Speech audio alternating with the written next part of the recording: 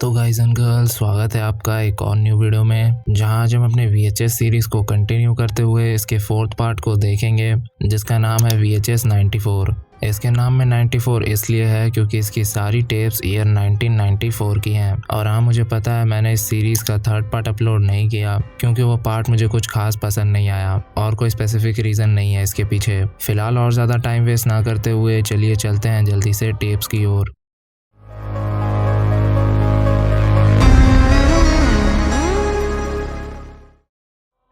इसके फर्स्ट और frame narrative tape का नाम है होली हेल। इसकी राइटर और डायरेक्टर हैं जेनिफर रीडर। हम देखते हैं एक वुमेन को जो सफ़ेद कपड़ों में बहुत से टीवीज के सामने कोई सा ड्रग फूक रही थी। इसके बाद उसकी शक्ल देखने से दिखा कि उसकी आंखें दोनों बाहर निकली हुई हैं और वो अजीब से आवाज़ में 10 से 1 तक का काउंटडाउन करने लग गई। काउंटडाउन पूरा होते ही हम देखते हैं एक स्वाट टीम को जो उस जगह पर रेड मारने आ चुकी है। उनके वहाँ घुसते ही एक अनाउंसमेंट सी शुरू हो गई थी और वहाँ पर उन्हें एक अजीब सा बंदा दिखा जिसकी आंखें निकली हुई थी। इसके बाद वो और अंदर गए जहां उन्हें वही रूम दिखा जो उस टेप में था और वहां पर बहुत से लोग बिना आंख के पड़े हुए थे।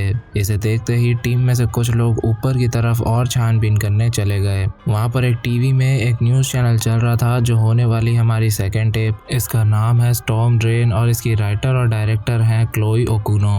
उस न्यूज में किसी रैटमैन नाम के अर्बन लेजेंड की बात चल रही थी। लोगों का दावा था कि उन्होंने रात में रैटमैन को देखा है और उनके हिसाब से वो एक ह्यूमन एनिमल हाइब्रिड है, आधा इंसान आधा चूहा। वो सिर्फ रात में ही दिखता है, बाकी दिन में वो रहता है सीवर्स में। मामले की जड़ तक जाने के लिए रिपोर्टर हॉली और उसका कैमरामैन जेफ एक सीवर एंट्रेंस के पास पहुंच गए। रिपोर्ट रिकॉर्ड करते हुए उन्हें सीवर के अंदर कुछ दिखा और पास जाने पर उन्हें कुछ बेघर लोगों के सामान मिले। वो भी हैरान थे कि यहाँ कौन रहता होगा बे, लेकिन माल मसाला तो उन्हें भी मिल रहा था, तो क्यों ना और अंदर जाया जाए। सीवर में और अंदर जाते जाते हॉली अचानक ही रुक गई क्योंकि वहां पर उसे कोई बंदा दिखा। उसका नाम बिल था। उसने बस एक वर्ड कहा, राटमा। बस इसके बाद उसके मुंह से ब्लैक लिक्विड सा कुछ निकला जिसे देखकर वो भागे वहां से। लेकिन इसी बीच वो दोनों अलग हो गए और तभी जेफ को किसी ने मारकर बेहोश कर दिया। उन्हें सीवर्स में रहने वालों ने बंदी बना लिया था। तभी वहां लोकल चर्च मिनिस्टर आया जिसने हॉली से कहा कि सब कुछ बदलने वाला है, अब एक नए युग की शुरुआत होगी। ऐसा कहकर उसने बुलाया रैटमैन को, जिसका सर रैट का और बदन मैन का था। उसके मुंह से निकलने वाली काली लिक्विड को उसने एक बोल में भरा और उसे जेफ के फेस पर डाल दिया। इससे उसका फेस बुरी तरह जलने लगा, मानो वो लिक्विड एसिड हो। फिर इसके बाद उन लोगों ने हॉली को पकड़कर रैटमैन के सामने रख दिया और रैटमैन ने उसके ऊपर भी अपना लिक्विड गिरा दिया। अब इसके बाद सीधा न्यूज से हमें पता चला कि हॉली को सेफली रेस्क्यू कर लिया गया है और अभी वो न्यूज एंकर के साथ ही बैठी है। वो अचानक ही रैटमैन की जय जय करते हुए उसकी तारीफें करने लगी और उसने भी वो ब्लैक लिक्विड सामने वाले पर उगल दी। उसकी स्किन सेकंड्स में जलकर मेल्ट हो गई। इसके बाद उसने बाकी के न्यूज बताकर कैमरा में रैटमैन की जय हो कहा और इसी के साथ स्टॉर्म ड्रेन हुआ खत्म। कुछ समझ नहीं आया तो मैं समझाता हूँ। रैटमैन के कुछ फॉलोअर्स थे जो उसी के साथ सीवर्स में रहते थे। उन्हें लगता था कि दुनिया में अब बहुत पाप बढ़ चुका है, इसलिए अब एक नए एरा की शुरुआत होनी चाहिए और उस न्यू एरा, उस नए युग में उनका एकमात्र भगवान होगा रैटमैन या राटमा, जो भी वो जिस पे अपना लिक्विड डालेगा, अगर वो जला नहीं तो उसके नए युग में उसका स्वागत है और जो जल गया वो पापी और करप्ट था, वो उसके न्यू एरा में जाने लायक नहीं है। तो इस तरह से वो लोग धरती को क्लेंस करते और रैटमैन के फॉलोअर्स बन जाते। उम्मीद है सबको सेंस बना रहा होगा। फर्स्ट स्टेप में वो स्वॉट टीम एक चर्च जैसे दिखने वाले रूम में पहुंच गई थी जहां पर लगी हुई थी एक बड़ी सी स्क्रीन। उस स्क्रीन के सामने कुछ इंसानी पुतले बैठे हुए थे और टेबल पर 2-4 असली आंखें भी थी। तभी उस स्क्रीन में थर्ड टेप चलने लगा जिसका नाम है द एम्प्टी वेक। इसके राइटर और डायरेक्टर हैं साइमन बैरेट। इसमें एक हेली नाम की यंग लेडी किसी एंड्रू की वेक सेरेमनी को होस्ट कर रही है। वेक सेरेमनी फ्यूनरल से पहले होती है जिसमें फैमिली मेंबर्स और फ्रेंड्स सारे इकट्ठे होते हैं। इस सेरेमनी को रिकॉर्ड किया जा रहा है क्योंकि ऐसा एंड्रू के घर वालों ने ही कहा है। उसका बॉस और असिस्टेंट टिम उससे कह कर गए कि कुछ दिक्कत हो तो कॉल कर लेना।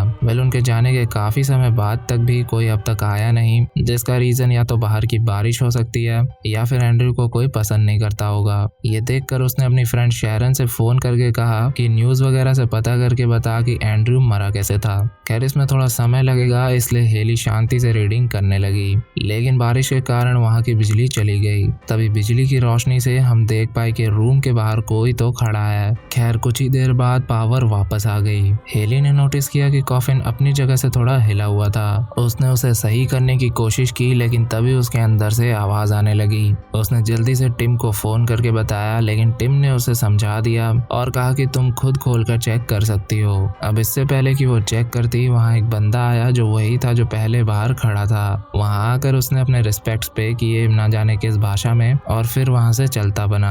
इसके कुछ देर बाद हेली को शैरन का फोन आया और उसने बताया कि एंड्रयू पागलों की तरह एक चर्च पर चढ़कर कुछ बड़बड़ा रहा था, और जैसे ही उसकी फैमिली वहाँ पहुंची वैसे ही उसने वहाँ से कूद कर सुसाइड कर लिया। इसलिए अब तक उसका कोई फैमिली मेंबर नहीं आया, क्योंकि एंड्रयू ईविल है। इतने में लाइट फिर से चली गई और वो कॉफिन अपने आप हिलने लगा। हेली भागी, लेकिन उस बंदे ने मेन डोर बाहर से बंद कर दिया था। वापस अंदर आकर उसने देखा कि कॉफिन से बॉडी गायब थी। एंड्रयू बाहर निकल कर खड़ा था। उसका आधा सर और एक हाथ गायब था और उसकी आंतें बाहर लटक रही थी, क्योंकि वो गिरा ही ऐसे था जिससे उसकी ये हालत हो गई थी। उसकी बॉडी हेली को नहीं देख पा रही थी क्योंकि उसमें आंखें नहीं थी, लेकिन उसके आधे सर ने उसे देख लिया, जिससे बॉडी ने उस पर हमला किया और तभी फ्यूनरल होम को एक टॉर्नेडो ने हिट किया। कुछ देर बाद एंड्रयू तो मर गया, लेकिन अब हेली उसी की तरह चल रही थी। मतलब अब हेली इविल हो चुकी है। बस इस टेप में इतना ही था। फर्स्ट टेप में सब और आगे बढ़ रहे थे और उन्हें दुनिया भर की घिनौनी चीजें और उल्टे क्रॉस दिख रहे थे। उनके सामने एक टीवी भी थी जिसमें 4 टेप चलने लगी, जिसका नाम है द सब्जेक्ट। इसके डायरेक्टर और राइटर हैं टीमो तहांतो। इसमें है एक जेम्स नाम का क्रेजी डॉक्टर जो ह्यूमंस को एक मैन मशीन हाइब्रिड बनाना चाहता है। ऐसा करते हुए उसने ना जाने कितने लोगों की जान ले ली। फिलहाल उसके पास 2 सब्जेक्ट्स हैं, एक मेल सब्जेक्ट और एक फीमेल सब्जेक्ट। फीमेल सब्जेक्ट का सर काट कर उसने उसके ब्रेन को बाहर निकाला और मेल सब्जेक्ट को होश आया तो उसने उसे फिर से सुला दिया। अब इसके बाद आगे बहुत से सीन्स हम देखेंगे फीमेल के पॉइंट ऑफ व्यू से, क्योंकि उसके आधे सर की जगह डॉक्टर ने एक मशीन फिट कर दी जिसमें एक कैमरा लगा हुआ है। फीमेल ने आसपास नजर घुमाई तो पता चला कि उसका एक हाथ आधा गायब है। कुछ देर बाद वो उसके सामने ही मेल सब्जेक्ट का ऑपरेशन करने लगा। उसने उसके हाथ को और सर को काट दिया। हाथ की जगह उसने एक बड़ा सा ब्लेड लगा दिया था और सर की जगह वो क्या लगाएगा वो हम जल्द ही जानेंगे। इतने में वहाँ एक टीवी में न्यूज आने लगी लोगों के मिसिंग होने की। उसमें ये डॉक्टर भी वांटेड बताया जा रहा था और वहाँ फीमेल सब्जेक्ट की भी फोटो दिखाई जा रही थी, जिसे देखते ही फीमेल ने पहचान लिया। लेकिन ऐसा होना नहीं चाहिए था। डॉक्टर ने उसकी मेमोरीज क्लियर कर दी थी। ये देखकर डॉक्टर फिर से उसकी याददाश्त मिटाने लग गया, लेकिन तभी वहाँ कोई आ गया।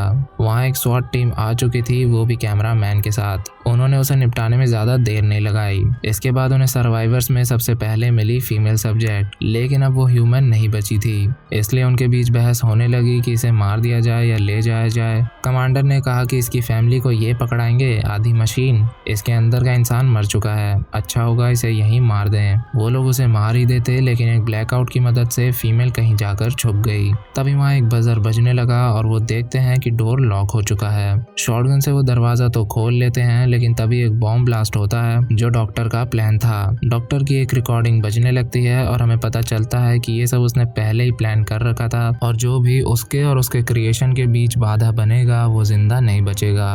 वो उन सबको वहाँ फंसाकर मरवाना चाहता है। अब कहीं बचकर जाने का कोई चांस नहीं, लेकिन इन्हें मारेगा कौन? डॉक्टर का मेल सब्जेक्ट, जो कि डॉक्टर की फीमेल के बाद एक और सक्सेसफुल ऑपरेशन थी। डॉक्टर ने उसे एक नियो ह्यूमन बना दिया था। उसने बहुत बुरी तरह से पुलिस ऑफिसर्स को काट रखा था। इसका फायदा उठाकर फीमेल सब्जेक्ट उस मैसेकर से भागकर एक ऐसे रूम में आई जहां उसे दिखी उसकी फोटो और आधा कटा हुआ सर जो उसी का था। सामने एक मिरर में वो खुद को देखकर पगला गई। आगे बढ़ते हुए उसे एक रूम में और ट्रॉमा मिला। वहां पर और भी बहुत से टेस्ट सब्जेक्ट थे, जिसमें से एक जिंदा थी। वो पूछ रही थी कि क्या ये कोई सपना है। फीमेल सब्जेक्ट ने उसका कनेक्शन काट दिया और वो बेहोश हो गई। इसके बाद उस पर अटैक हुआ, लेकिन तभी उसे एक गन मिली जो उसी के लिए बनाई गई थी। उस मशीन गन को हाथ में फिट करके वो सबको भूनते हुए आगे बढ़ रही थी। सबको बिछाकर उसे मिला कैमरामैन जोनो, जो उसकी मदद करना चाहता था। वो उसे बाहर जाने का रास्ता बता रहा था, लेकिन तभी फीमेल पर कमांडर ने हमला कर दिया। वो पहले उसे गन से फिर घूसे ही घूसे मारने लगा। अब इससे पहले वो फीमेल को खत्म करता, जोनो ने ही उसे शूट कर दिया। लेकिन तभी मेल सब्जेक्ट ने जोनो पे हमला किया और उसे अपने ब्लेड से काटने लगा। फीमेल ने उठकर मेल के सर में मार मार कर उसका ब्रेन ही बाहर निकाल लिया, जिससे मेल सब्जेक्ट वहीं पड़ गया। इसके बाद सीसीटीवी में दिखा कि फीमेल सब्जेक्ट वहां से उठकर चल दी और फोर्थ टेप यहीं पर खत्म हुआ। फर्स्ट टेप में उस टीम के कुछ मेंबर्स उन्हें मिल नहीं रहे थे और उनके बीच एक गद्दार भी मौजूद है। इतने में फिफ्थ टेप शुरू हुआ, जिसका नाम है टेरर। इसके राइटर और डायरेक्टर है रायन प्राउज। इसमें एक व्हाइट सुप्रीमेसिस्ट ग्रुप है जिनका मकसद है अमेरिका को क्लीन करना। ये चाहते हैं कि अमेरिका में सिर्फ व्हाइट लोग रहें। इनके पास एक कैदी है जिसको इन्होंने मुंह के सामने शूट कर दिया, वो भी रिकॉर्डिंग करते हुए। खैर जल्दी ये एक बड़ा हमला करने का प्लान कर रहे हैं। अगले दिन उनका वो कैदी फिर से जिंदा था जिसको इन्होंने फिर से मार दिया। इसके बाद उनके पास कुछ सप्लाईज आए जो इनके बहुत काम आएंगे, लेकिन सिर्फ गन्स की मदद से वो अपने काम को अंजाम नहीं दे पाएंगे। इसके लिए उनके पास है उनका कैदी, जो उनका सबसे बड़ा हथियार होगा। अगले दिन वो फिर से जिंदा हो चुका था और उसे एक बार फिर मारकर उन्होंने उसका खून इकट्ठा कर लिया। वो लोग उसके खून को एक खरगोश में इंजेक्ट करके उसे एक पिंजरे में बाहर रख देते हैं और उस पर धूप पड़ते ही वो खरगोश ब्लास्ट हो जाता है, क्योंकि उसमें वो खून था। यही वजह है कि कैदी अंदर ही रहता है। और ग्रुप के लीडर के मुताबिक उस कैदी को गॉड ने भेजा है जो उनका गोल पूरा करने में उनकी हेल्प करेगा, यानी अमेरिका को क्लीन करने में। उसका खून काम करेगा या नहीं ये जानने के लिए उन्होंने रैबिट को पकड़ा और आगे क्या हुआ वो आपने देख ही लिया। वेल कल ये लोग एक बड़ा हमला करेंगे जिसका जश्न ये लोग अभी मना रहे हैं और दो लोग मस्ती मस्ती में उस कैदी के पास पहुंच गए। स्टीव ने कैदी को उठाया तो उसका खून उस पर गिर गया। इसके बाद अगली सुबह वो अपने एक पार्टनर को मरा हुआ पाते हैं। इतने में वो कुछ प्रोसेस करते उनके सामने से एक सर बाहर आता है और एक बंदा अंधी फायरिंग शुरू कर देता है। इसमें उसने आउट ऑफ कंट्रोल होकर सामने खड़े कुछ पार्टनर्स को ही पेल दिया। वो रुक ही नहीं रहा था, इसलिए एक बंदे ने उसे शूट कर दिया। तभी वहां से स्टीव बाहर आया और आते ही फट गया, क्योंकि उस पे कैदी का खून गिरा था।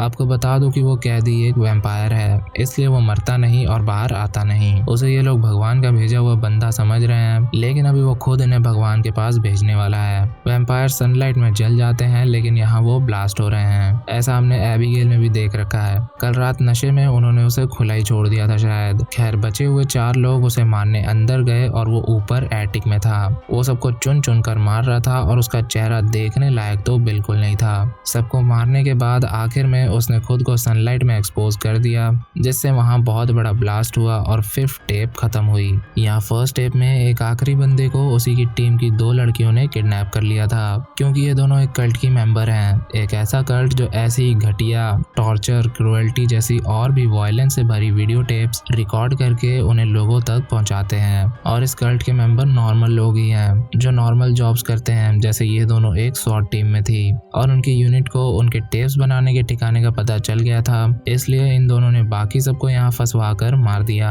आखिर में उन्होंने उस बचे हुए बंदे को भी मार दिया, क्योंकि उसी ने पिछले टेप में उस ग्रुप को सप्लाईज दी थी। और इसी के साथ ये क्रेजी फिल्म खत्म होती है। जी हाँ गाइज एंड गर्ल्स, ये था VHS सीरीज के 4th पार्ट VHS 94 का ब्रेकडाउन। उम्मीद है आपको पसंद आया होगा। पसंद आया तो सब्सक्राइब करना मत भूलना। और अब आप चैनल की मेंबरशिप भी ले सकते हो। इंस्टा का भी लिंक नीचे मिल जाएगा, वहाँ भी फॉलो कर लेना। इन टेप्स के मेकर्स के बारे में तो मैंने आपको साथ के साथ ही बता दिया था। और हाँ, फर्स्ट टेप मुझे सबसे अच्छी लगी। आप भी अपना फेवरेट सेगमेंट कमेंट में बताना। बाकी आपका हॉरर होस्ट एंड घोस्ट अब आपसे किसी न्यू वीडियो में मिलेगा। तब तक के लिए बाय बाय।